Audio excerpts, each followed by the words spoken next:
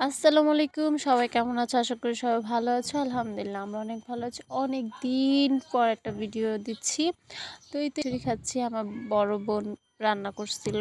ভর্তা ছিল, অনেক পদের ভর্তা ছিল। এখানে ছিল কাঁঠাল দানা ভর্তা, কালিজিরা ভর্তা, শুটকি ভর্তা আর ডিম। অনেক মজার ছিল আলহামদুলিল্লাহ।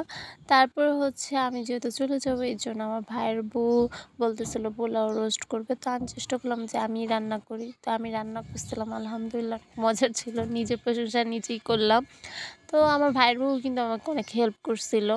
তো এই তো চালটা ভালোভাবে ভেজে নিয়েছি। আচ্ছা, কারা কারা মার বাড়ি অনেক শান্তি পাও বলো তো? আমি তো ভাই অনেক শান্তি পাই।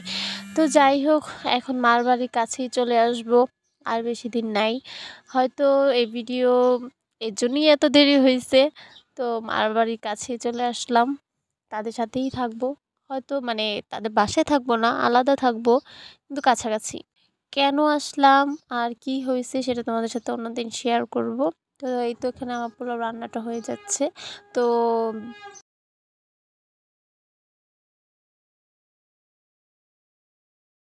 প্লিজ প্লিজ তোমরা আমার পাশে থাকো, কারণ তোমাদের এখন আমার পাশে থাকাটা অনেক দরকার। তারপরে এই তো এখানে বেরেস্তা দিয়ে দিতেছিল, একটু পেঁয়াজ ভেজে নিয়েছিলাম।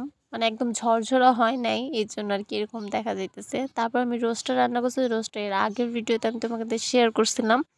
তো যাই হোক, এই তো অনেক দিন পর ভিডিও দিচ্ছি। জানি না তোমরা কিভাবে রেসপন্স করো। প্লিজ সবাই আমার পাশে থাইকো। তারপরে এই তো এখন মার বাড়ির কাছে আসছি।